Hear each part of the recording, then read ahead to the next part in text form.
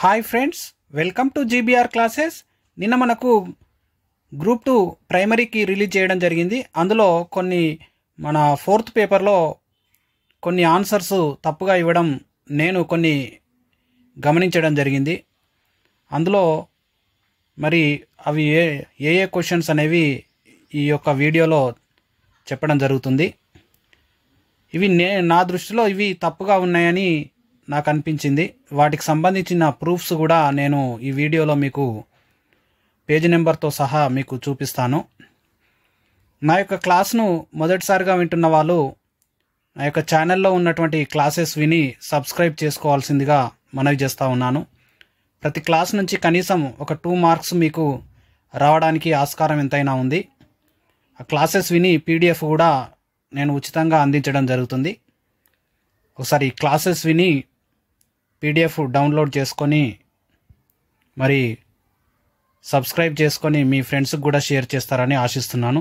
ఇక మనం ఈరోజు 4th పేపర్లో కీకి సంబంధించి ఆబ్జెక్షన్స్ ఏమేమి పెట్టవచ్చో ఒకసారి అబ్జర్వ్ చేద్దాం.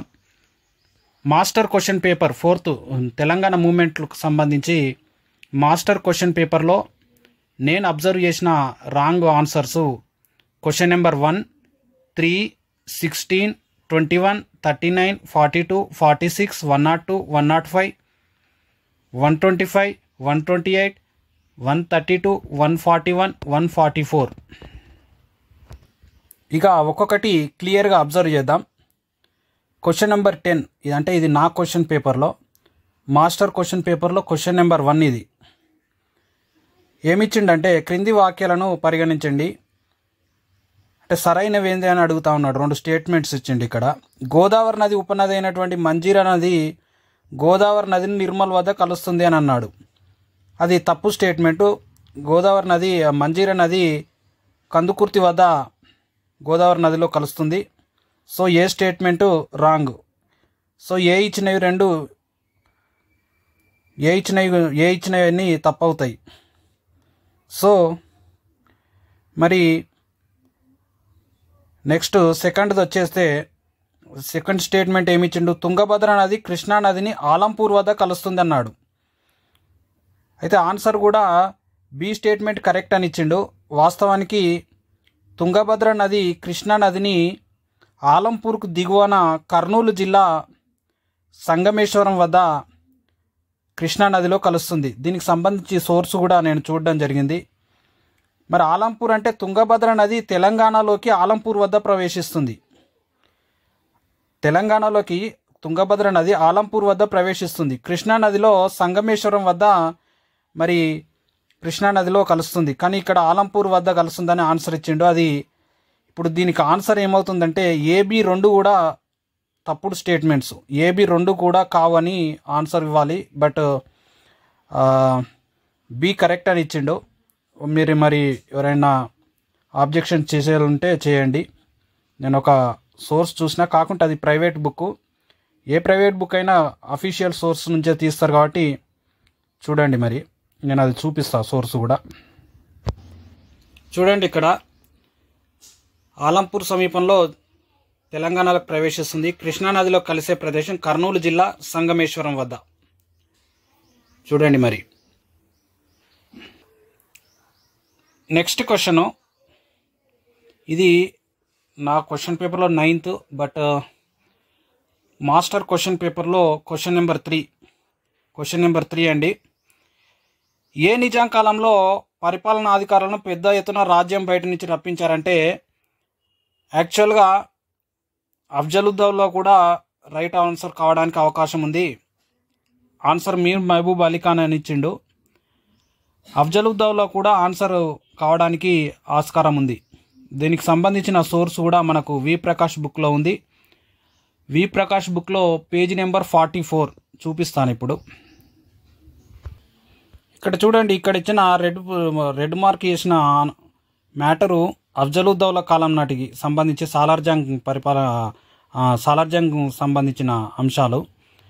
నాన్ముల్కీలపై ఎన్ని ఆంక్షలు పెట్టినా వారి ఆధిపత్య ధోరణి తగ్గపోవడం, నోబుల్స్ స్థానికులతో నాన్ముల్కీలు ఉద్యోగులతో కలిసిమెలిసి తిరగడం.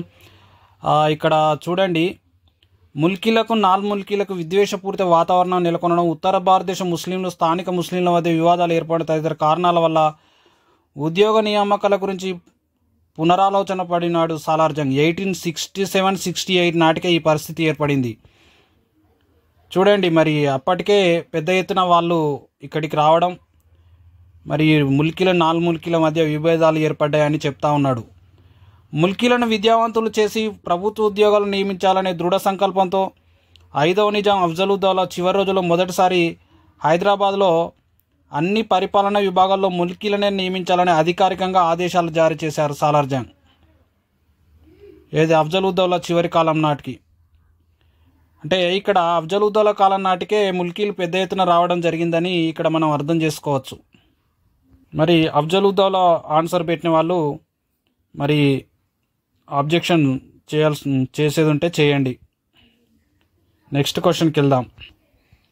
నెక్స్ట్ క్వశ్చన్ చూడండి, question number 15, but master question పేపర్లో 16వ క్వశ్చన్, 16th వన్. క్రింది వాక్యాలను పరిగణించండి. పెద్ద మరియు చిన్న రాష్ట్రాల మధ్య సమతుల్యత సాధించడానికి 4 పరిమితులను అంబేద్కర్ ప్రతిపాదించాడు. తప్పది. ఆ స్టేట్మెంట్ యాక్చువల్గా మూడు పరిమితులను సూచించండి ఆయన. సో ఏ ఉన్నాయి 2 కూడా తప్పైతాయి. సో సిడిబిసి 2 కావడానికి ఆస్కారం ఉంటుంది. నెక్స్ట్ అతను ఏమిచ్చిండంటే ఆన్సర్ సిడి అని ఇచ్చిండు, కానీ బి కూడా కావడానికి ఆస్కారం ఉంది. డి డి తప్పుడు స్టేట్మెంట్ అవుతుంది. ఎందుకంటే ఒక రాష్ట్రంలో ఒకే భాష ఉండాలని ఆయన పేర్కొన్నాడు. దీనికి సంబంధించి సోర్సు పేజీ నెంబర్ 127, 128 చూద్దాం ఒకసారి. సోర్స్ చూద్దాం. ఇక్కడ చూడండి, ప్రతి భాషకు దేశంలో ఒకే రాష్ట్రం ఉంటే ఆ రాష్ట్రంలో ప్రజానీకానికి వారి భాష పట్ల, సంస్కృతి పట్ల, వారి ప్రాంతం పట్ల అభిమానం పెరిగి చివరికి అది దురాభిమానంగా మారే ప్రమాదం ఉందని చెప్పాడు. ఇక్కడ చూడండి, భారతదేశంలో ఒక భాష మాట్లాడే వారికి 1 కంటే ఎక్కువ రాష్ట్రాలు ఉండాలి. నెక్స్ట్ పేజీలో ఇచ్చిండు, కంటిన్యూషన్ చూద్దాం.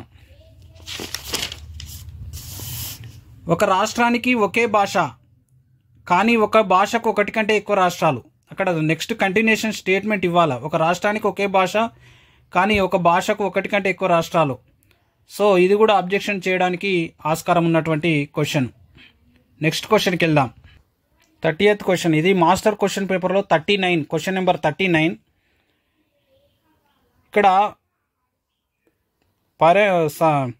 సరైన స్టేట్మెంట్స్ అడిగినప్పుడు ఇక్కడ చూడండి, బీసీడీ కరెక్ట్ అని ఇచ్చిండు ఆన్సరు, కానీ ఏ కూడా ఖచ్చితంగా సరైన ఆన్సర్. ఎట్లా అంటే, తెలంగాణ ఉద్యమంలో విద్యార్థులు కూడా పాల్గొనాలనే భావాన్ని కొలిశెట్టి రామదాసు వ్యక్తపరిచిండు. వాస్తవానికి కరెక్ట్ స్టేట్మెంట్, బట్ అది తప్పని ఓన్లీ ఆయన బీసీడీ మాత్రమే కరెక్ట్ అని పరిగణిస్తుండు. యాక్చువల్గా ఇక్కడ ఏబిసిడి 4 స్టేట్మెంట్లు కరెక్టే, బట్ ఆ ఆప్షన్ ఇందులో లేదు. దీనికి సంబంధించిన ప్రూఫ్ చూద్దాం మనము.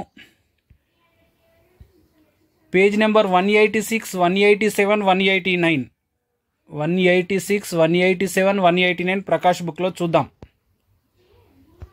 ఇక్కడ చూడండి, 1969 ఉద్యమాన్ని ప్రారంభించి తెలంగాణ రాష్ట్రం సాధించేదాకా ఆపకూడదనే ఆలోచన కొలిశెట్టి రామదాస్కు వచ్చి కార్యాచరణ మొదలుపెట్టాడు. చూద్దాం. ఆయన గేటు కారేపల్లి, ఖమ్మం జిల్లా గేటు కారేపల్లికి చెందినవాడు. ఇక్కడ చూడండి, ఒక్కొక్కరిని చేరదీసి జిల్లాలన్నీ తిరిగి నాయకులను, కార్మికులను, ఉద్యోగులను, విద్యార్థులను కలిసి 1969 జనవరిలో ఖమ్మం డిగ్రీ విద్యార్థి రవీంద్రనాథ్చే ఆమరణ నిరాదీక్ష చేయించాడని ఇచ్చిండు. నెక్స్ట్ పేజీలో దీని కంటిన్యూషన్ ఇచ్చిండు, చూద్దాం. ఇల్లందులో 20 మంది యువకులతో సంఘాన్ని ఏర్పాటు చేసిండు అని అక్కడ ఇచ్చిండు. నెక్స్ట్ 189 పేజీలో క్లియర్గా ఇచ్చిండు. ఇక్కడ చూడండి, తెలంగాణ రక్షణల అమలుకైనా, ప్రత్యేక తెలంగాణ రాష్ట్ర సాధనకైనా విద్యార్థులు ఉద్యమంలోకి రావాల్సిందే అనే ఆలోచనలో భాగంగా ఖమ్మంలో అన్నబత్తుల రవీంద్రనాథ్చే ఆమరణ నిరాదీక్ష మొదలుపెట్టించారు కొలిశెట్టి రామదాస్. ఇది స్టేట్మెంట్ కరెక్ట్ ఉన్నది, కానీ అది రాంగ్ అని ఇచ్చిండు అక్కడ. ఇది కంపల్సరీ ఆబ్జెక్షన్స్ చేయాల్సినటువంటి క్వశ్చన్, కంపల్సరీ మార్క్ కలుస్తుంది. దానికి సంబంధించి ఏబిసిడి 4 స్టేట్మెంట్లు కరెక్ట్ ఉన్నాయి, అక్కడ దానికి సంబంధించిన ఆప్షన్ లేదు. చూడండి ఒకసారి. ఇక్కడ చూడండి, 31 క్వశ్చన్. మాస్టర్ క్వశ్చన్ పేపర్లో క్వశ్చన్ నెంబర్ 46. ఇక్కడ చూడండి, 1975 రాష్ట్రపతి ఉత్తర్వులు అనుసరించి జోనల్ విధానం ప్రవేశపెట్టింది. దీని ఆధారంగా ఆంధ్రప్రదేశ్ 6 జోన్లుగా విభజించబడింది. Okay, correct statement. కానీ ఇక్కడ ఏమంటున్నాడంటే హైదరాబాద్ను ఫ్రీ జోన్గా చేశారని ఇచ్చిండు. ఫ్రీ జోన్గా చేశారంటే పాలకులు వలస పాలకులు హైదరాబాద్ను ఫ్రీ జోన్గా చేశారని అంటే కరెక్ట్ స్టేట్మెంట్ అవుతుంది అక్కడ. ఇది ఇక్కడ ఏమి ఇవ్వలేదు కాబట్టి ఫస్ట్ స్టేట్మెంట్ కంటిన్యూషన్. అది 1975 రాష్ట్రపతి ఉత్తర్వులను అనుసరించి హైదరాబాద్ను ఫ్రీ జోన్గా చేశారని అర్థం చేసుకోవాల్సి వస్తుంది. అయితే అది తప్పు అవుతుంది అప్పుడు. ఎందుకంటే హైదరాబాద్ను ఫ్రీ జోన్గా ఎక్కడ చేయలేదు. హైదరాబాద్ను 6వ జోన్లుగా భాగంగా చూపించారు. దానికి సంబంధించిన సోర్స్ మనం చూసినట్లయితే పేజ్ నెంబర్ 326 అండ్ 330 క్లియర్గా మనకి ఇవ్వడం జరిగింది. చూద్దాం ఒకసారి. ఇక్కడ చూడండి, ఈ ఉత్తర్వులో 2వ షెడ్యూల్ చూడండి, రాష్ట్రపతి ఉత్తర్వులో 2వ షెడ్యూల్లో మొత్తం ఆంధ్రప్రదేశ్ రాష్ట్రాన్ని 6 జోన్లుగా విభజించారు. ఈ 5 జోన్లలో తెలంగాణ ప్రాంతాన్ని చేర్చడం జరిగింది. 4వ జోన్లో రాయలసీమ 4 జిల్లాలు, 1 నుంచి 3వ జోన్లో కోస్తాంధ్ర. ఇక్కడ చూడండి 5వ జోన్లో జిల్లాలు ఇచ్చిండు. 6వ జోన్లో హైదరాబాద్, రంగారెడ్డి, నిజామాబాద్ అని ఇచ్చిండు. ఇక్కడ క్లియర్గా ఇచ్చిండు 6వ జోన్లో హైదరాబాద్ అని. నెక్స్ట్ పేజీలో 330 పేజీలో ఇచ్చిండు. దీనికి క్లియర్గా చూద్దాం. ఇక్కడ చూడండి, రాష్ట్రపతి ఉత్తర్వుల్లో ఎక్కడ కూడా హైదరాబాద్ విషయంలో అది ఫ్రీ జోన్ అనే ప్రస్తావన కానీ 7వ జోన్ అనే ముచ్చట కానీ ఎక్కడ లేదు. రాష్ట్రపతి ఉత్తర్వులు షెడ్యూల్ 2 ప్రకారం హైదరాబాద్ను 6వ జోన్లో చేర్చారు. సో ఇక్కడ మనకి ఇచ్చిన ఎగ్జామ్లో ఇచ్చినటువంటి హైదరాబాద్ ఫ్రీ జోన్ అనేది తప్పుడు స్టేట్మెంట్. సో ఆన్సర్ ఏ మాత్రమే కరెక్ట్, కానీ ఏబి 2 కరెక్ట్ అని ఇచ్చింది. ఇక్కడ ఇది ఖచ్చితంగా అబ్జెక్షన్ చేయాల్సినటువంటి క్వశ్చన్. నెక్స్ట్ క్వశ్చన్ చూద్దాం. ఇక్కడ చూడండి, క్రింది వాక్యాలను పరిగణించండి. ఇక్కడ స్టేట్మెంట్ ఒకటి తప్పుగా ఇచ్చిండు, అంటే అది క్లియర్గా ఇవ్వలేదు. అది ఎక్కడ అంటే ఇక్కడ చూడండి, ఏ స్టేట్మెంట్ చూడండి, జీవో నెంబర్ 36ని హైకోర్టులో ఆంధ్ర ఉద్యోగులు సవాల్ చేశారు, కానీ సింగిల్ జడ్జ్ బెంచ్ దాన్ని కొట్టివేసింది. దాన్ని కొట్టివేసిందంటే దేన్ని అనుకోవాలి? ఇక్కడ జీవోను కొట్టివేసిందా లేదా వాళ్ళ అప్పీల్ను కొట్టివేసిందా? ఇప్పుడు వాళ్ళ అప్పీల్ను కొట్టేసిందని కూడా అనుకోవడానికి ఆస్కారం ఎంతైనా ఉంది. ఇప్పుడు ఎగ్జామినర్ పాయింట్ ఆఫ్ వ్యూలో అది క్లియర్గా ఇవ్వాలా. ఎట్లా అంటే హైకోర్టు సింగిల్ బెంచ్ జీవోను కొట్టివేసిందా లేదా మరి అది అప్పీల్ను కొట్టివేసింది. ఇప్పుడు ఉదాహరణకు అప్పీల్ను కొట్టివేసింది అనుకుంటే ఏ రాంగ్ అయితే మొత్తం 3 ఎగిరిపోతాయి, ఒకటి ఓన్లీ బీసీ ఒకటే మిగులుతుంది ఆన్సరు. సో ఇది ఆబ్జెక్షన్ చేయొచ్చు. ఎలా అంటే జీవో నెంబర్ 36ని హైకోర్టులో ఆంధ్ర ఉద్యోగులు సవాల్ చేశారు, అయితే సింగిల్ జడ్జ్ బెంచ్ ఆ జీవోను కొట్టేసింది వాస్తవానికి, కానీ అక్కడ జీవో అని ఇవ్వాలా, దాన్ని కొట్టేసారంటే ఇప్పుడు ఇక్కడ దేన్ని అనుకోవాలి? జీవోను కొట్టేసింది అనుకోవాలన్నా ఇప్పుడు ఈ స్టేట్మెంట్లో మనము, లేదంటే అప్పీల్ని కొట్టివేసింది అనుకోవాలన్నా? రాష్ట్ర ప్రభుత్వం డివిజన్ నెక్స్ట్ దాని కంటిన్యూషన్ చూడండి. రాష్ట్ర ప్రభుత్వం డివిజన్ బెంచ్కి అప్పీల్ చేసి తనకు అనుకూలంగా జడ్జిమెంట్ పొందింది. అంటే మరి ఆ పిటిషన్ని కదా డివిజన్ బెంచ్కి అప్పీల్ చేసింది. ఇక్కడ ఆ జీవోనా ఇక్కడ లేదా వాళ్ళ యొక్క పిటిషన్ హైకోర్టు కొట్టేసింది, జీవోను కొట్టేసిందా లేదా పిటిషన్ కొట్టేసిందా క్లియర్గా ఇవ్వలేదు. సో ఇది ఆబ్జెక్షన్ చేయడానికి ఆస్కారం ఉన్నటువంటి క్వశ్చన్గా మనము అర్థం చేసుకోవచ్చు. ఇది క్వశ్చన్ నెంబర్ 39 అంటే మాస్టర్ క్వశ్చన్ పేపర్లో 42 క్వశ్చన్. నెక్స్ట్ పెద్ద మనుషుల ఒప్పందానికి సంబంధించిన క్వశ్చన్ నెంబర్ 43 అంటే మాస్టర్ క్వశ్చన్ పేపర్లో 21. ఇక్కడ ఆన్సర్ ఏబి మాత్రమే సరైన అని ఇచ్చిండు. ఇప్పుడు డి కూడా సరైనది కావడానికి ఆస్కారం ఉంది. ఉదాహరణకు విధానసభ మెజారిటీ సభ్యుల అభిప్రాయం ప్రకారం తెలంగాణలో మద్యపాన నిషేధం అమలు కాబడుతుందని ఇచ్చిండి. ఇక్కడ మరి వాస్తవమే కదా. ఇప్పుడు తెలంగాణ శాసనసభ్యుల అభిప్రాయం ప్రకారమే మద్యపాన నిషేధం అమలు కాబడుతుంది. దీనికి సంబంధించి మనకు ఇక్కడ చూద్దాము. శాసనసభలోని తెలంగాణ సభ్యులు నిర్ణయించిన మేరకు తెలంగాణలో మద్యపాన నిషేధాన్ని అమలు చేయాలి. మరి అది డి కూడా కరెక్ట్ కావడానికి ఆస్కారం ఉంది. ఆబ్జెక్షన్ చేయాలనుకుంటే చేయాలనుకునే వాళ్ళు చేయండి. ఏ స్టేట్మెంట్ కరెక్టే, ఓకే. బి స్టేట్మెంట్ కరెక్టే. 2 ప్రాంతాల్లో రీజనల్ కౌన్సిల్ ఇది తప్పు. ఇది సి ఉన్నాయన్నీ తప్పు అవుతాయి. సో రెండో మూడో ఆప్షన్లు తప్పు అవుతాయి. సో మరి అయితే 1 లేదా 4 ఆప్షన్స్ మా ఏబి కానీ ఏబిడి కానీ కరెక్ట్, డి కూడా కరెక్ట్ కావడానికి ఆస్కారం ఉన్నది. ఇక్కడ ఆబ్జెక్షన్ చేయాలనుకునే వాళ్ళు చేయండి. సోర్స్ దీనికి వచ్చి సోర్సు 142 పేజీలో ఉంది వి ప్రకాష్ బుక్లో. Next question number 105, master question పేపర్లో 125. ఇక్కడ చూడండి, స్టేట్మెంట్స్ ఇచ్చి సరైనదని అడిగాడు. ఇక్కడ ఏసీ మాత్రమే కరెక్ట్ అయిందని ఇచ్చిండు ఇక్కడ. అయితే సి అనేది ఇక్కడ 1997లో కాకినాడలో 1 ఓటు 2 రాష్ట్రాలు అనేది బుక్లో మరి ఒక ప్లేస్లో 97 అని ఇచ్చిండు, ఇంకో ప్లేస్లో 98 అని ఇచ్చిండు ఒకే బుక్లో. లాస్ట్ టైం 16 గ్రూప్ 2 అప్పుడు కూడా 97, 98 2 ఆబ్జెక్షన్స్ పెట్టడం జరిగింది. అప్పుడు రెండింటికి ఆప్షన్స్ ఇచ్చిండు, 97, 98 2 కరెక్ట్ అని ఇచ్చిండు. మరి ఇక్కడ ఇది సి స్టేట్మెంటు మరి 98 కావడానికి కూడా ఆస్కారం ఉంది. ఇది ఆబ్జెక్షన్ చేసే వాళ్ళు చేయండి. బుక్లోని దీనికి సంబంధించిన సోర్స్ కూడా పేజ్ నెంబర్ 444 పేజ్ నెంబర్లో ఉంది, చూపిస్తాను. ఇక్కడ చూడండి, 1998లో లోక్సభకు జరిగిన మధ్యంతర ఎన్నికల సందర్భంగా ఆంధ్రప్రదేశ్ బీజేపీ నాయకత్వం కాకినాడలో ఉన్నత స్థాయి సమావేశాన్ని ఏర్పాటు చేసుకొని ప్రత్యేక తెలంగాణ రాష్ట్ర డిమాండ్కు మద్దతు తెలిపారు. ఇది 2016 గ్రూప్ 2లో కూడా బాగా ఎక్కువ మొత్తంలో ఆబ్జెక్షన్ చేసి మరి 97, 98 2 ఒక ప్లేస్లో 97 అని ఉంది, ఒక ప్లేస్లో 98 అని ఉంది. మరి అప్పుడు 2 ఆప్షన్స్ కరెక్ట్ అని ఇచ్చిండు. మరి ఇప్పుడు కూడా ఆబ్జెక్షన్ పెట్టండి. నెక్స్ట్ 112, ఇది మాస్టర్ క్వశ్చన్ పేపర్లో 128 క్వశ్చన్. మొదట్లో సిపిఐ పార్టీ సమైక్యాంధ్రను సమర్థించింది. Correct statement. సిపిఐ నాయకుడు నారాయణ తెలంగాణ రాష్ట్ర ఏర్పాటు కోరుతూ జన చైతన్య పాదయాత్ర చేశాడు. ఇది తప్పు. ఇతను చేసింది తెలంగాణ పోరు యాత్ర. దీనికి సంబంధించి మనకు పేజ్ నెంబర్ 488లో ఉంది, చూద్దాం. ఇక్కడ చూడండి, సిపిఐ జోడేగా నారాయణ తెలంగాణ ప్రాంతంలో 2011 జూన్ 4 నుంచి 15 వరకు జోడేఘాట్ నుంచి హైదరాబాద్ వరకు తెలంగాణ పోరు యాత్ర పేరుతో మరి తెలంగాణ వ్యాప్తంగా తెలంగాణ వ్యాప్తంగా యాత్ర నిర్వహించి ముగింపు సభను నిజాం కళాశాలలో నిర్వహించడం జరిగింది.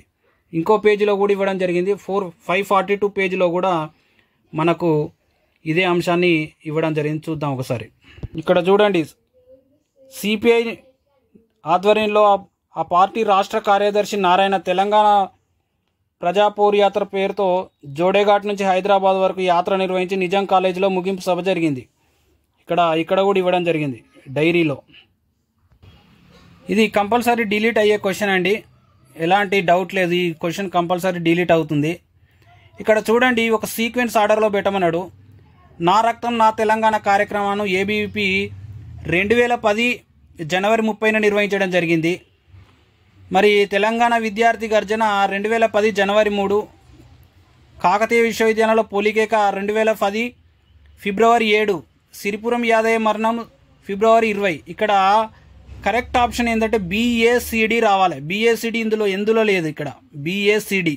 సో ఈ క్వశ్చన్ కంపల్సరీ ఆబ్జెక్షన్ చేయండి, డిలీట్ అవుతుంది ఈ క్వశ్చన్ కంపల్సరీ. దీనికి సంబంధించి ప్రూఫ్ చూడండి.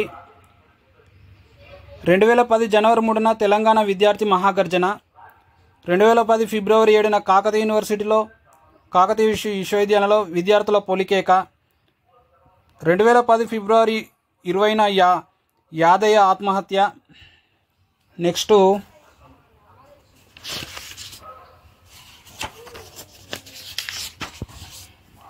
ఇక్కడ చూడండి, 2010 జనవరి 30న నా రక్తం నా తెలంగాణ పేరుతో ఇక్కడ గిన్నిస్ బుక్లో ఎక్కడం జరిగిందని ఇక్కడ ఇవ్వడం జరిగింది. ఈ ఏబీవీపీకి సంబంధించినది కార్యక్రమం ఇది. ఇక ఇంకొక క్వశ్చన్ చూద్దాము. క్వశ్చన్ నెంబర్ 125 మాస్టర్ క్వశ్చన్ పేపర్లో 141, మాస్టర్ క్వశ్చన్ పేపర్లో 141 క్వశ్చన్ నెంబర్. ఇక్కడ ఏమిస్తున్నాడంటే జేఏసీకి సంబంధించి ఇచ్చాడు. తను ఇచ్చిన ఆన్సర్ ఏంటంటే ఓన్లీ ఏబి కరెక్ట్ అని ఇచ్చాడు. ప్రైమరీ కీలో ఏబి మాత్రమే కరెక్ట్ అని ఇచ్చాడు. డి అనేది తప్పు ఎలాగూ. సో డి అనేది తప్పు, ఏ అనేది ఫోర్త్ ఆప్షన్ ఎలాగూ రాంగ్ అవుతుంది, ఫస్ట్ ఆప్షన్ ఎలాగూ రాంగు. ఆన్సర్ అనేది 2, 3 ఆప్షన్స్లో మాత్రమే ఉంటుంది. ఇక్కడ చూడండి, థర్డ్ది సి ఆప్షన్ చూడండి. టీఆర్ఎస్, బీజేపీ, కాంగ్రెస్, సిపిఐ పార్టీలు ఈ సమావేశానికి హాజరయ్యాయి. జేఏసీ ఏర్పడ్డ తొలి సమావేశానికి. దీనికి సంబంధించి సోర్స్ వచ్చేసి మనకు 481 పేజ్ నెంబర్ 481లో ఉంది. చూద్దాం ఒకసారి.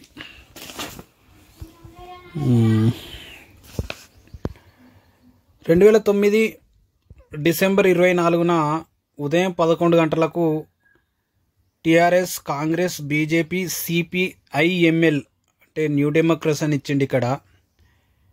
మరి ఇక్కడ ఇచ్చిన ఆప్షన్స్లో టీఆర్ఎస్, కాంగ్రెస్, బీజేపీ ఉన్నాయి కాబట్టి మరి ఇది కూడా ఆబ్జెక్షన్ చేయడానికి అవకాశం ఉంది. ఒక సిపిఐ ఒక్కటి లేదు, మరి సిపిఐకి బదులు సిపిఐఎంఎల్ డెమోక్రసీ ఉంది. మరి ఆబ్జెక్షన్ చేయడానికి అవకాశం ఉన్నది ఈ క్వశ్చన్ కూడా. ఒకసారి చూడండి, క్వశ్చన్ నెంబర్ 141 జేఏసీకి సంబంధించిన క్వశ్చన్. దీనికి సంబంధించిన సోర్స్ వచ్చేసి page number 481 V Prakash book. Next question number 132 master question పేపర్లో క్వశ్చన్ నెంబర్ 144 అవుతుంది. ఇది మాస్టర్ క్వశ్చన్ పేపర్లో క్వశ్చన్ నెంబర్ 144. ఇక్కడ గద్దర్ నాయకత్వంలో తెలంగాణ ప్రజా ఫ్రంట్ ఏర్పాటు చేయబడింది. Okay, A statement correct. దీనికి కార్యదర్శిగా బి వేదకుమారు ఎన్నికయ్యారు. ఇది రాంగ్. ఇది సో బి ఉన్నాయని రాంగ్ అయితే. సో ఆన్సర్ ఏ మాత్రమే అవుతుంది. అయితే ఇక్కడ తెలంగాణ యునైటెడ్ ఫ్రంట్ను కేశవరావు జాదవ్ నిర్వహించారంటే, ఇప్పుడు యాక్చువల్ తెలంగాణ యునైటెడ్ ఫ్రంట్ను కేశవరావు జాదవ్ మరి విమలక్క ఇద్దరు కలిసి నిర్వహించారు. విమలక్క నిర్వహించారు, మరి కేశవరావు జాదవ్ చైర్మన్గా ఉన్నారు. ఇద్దరు నిర్వహించారని దానికి కూడా ఆస్కారం ఉంది. సో ఎవరైనా ఆప్షన్ పెట్టాలనుకుంటే పెట్టవచ్చు. ఇది ఆప్షన్ పెట్టడానికి అనుకూలమైన క్వశ్చనే, ఎందుకంటే దీనికి సంబంధించిన సోర్స్ వచ్చేసి పేజ్ నెంబర్ 488 అండ్ 489. చూద్దాం ఒకసారి. Telangana Praja front general secretary జనరల్గా నలుమాను కృష్ణ ఎన్నికయ్యారు. వేదకుమార్ కూడా తెలంగాణ ప్రజా ఫ్రంట్ బాధ్యుల్లో ఒకరు. మరి 489లో ఏమిచ్చిండంటే ఇక్కడ చూడండి, విమలక్క ఆధ్వర్యంలో తెలంగాణ యునైటెడ్ ఫ్రంట్ ఆవిర్భవించింది. కేశవరావు జాదవ్ చైర్మన్గా, విమలక్క కో చైర్మన్గా యునైటెడ్ ఫ్రంట్ను కార్యవర్గం ఏర్పడింది. మరి ఇక్కడ కేశవరావు జాదవ్ చైర్మన్గా ఉన్నాడు కాబట్టి మరి కేశవరావు జాదవ్ కూడా నిర్వహించాడు, ఇద్దరు కలిసి నిర్వహించారని అనుకోవడానికి ఆస్కారం ఉంది. మరి ఆప్షన్స్ పెడితే పెట్టండి. Next question number 133. ఇది మాస్టర్ క్వశ్చన్ పేపర్లో క్వశ్చన్ నెంబర్ 102 క్వశ్చన్ నెంబర్. ధూమ్ధామ్కి సంబంధించిన క్వశ్చన్. ఇక్కడ ఏమని ఇచ్చిండంటే, ఇక్కడ మనకు ఆప్షన్ బిలో 2002 సెప్టెంబర్ 30న ఈ ధూమ్ధామ్ కార్యక్రమం సిద్దిపేటలో నిర్వహించారన్నది బి స్టేట్మెంట్ అనేది అబ్సల్యూట్లీ రాంగ్. అది సో బి ఉన్నాయన్నీ పోతాయి. ఫస్ట్ ఆప్షన్, ఫోర్త్ ఆప్షన్ 2 ఎగిరిపోవడం జరుగుతుంది. నెక్స్ట్ ఈ రెండిట్లలోనే ఉండడం జరుగుతుంది. అయితే ఇక్కడ ఏసీడీ కరెక్ట్ అని ఇచ్చిండు.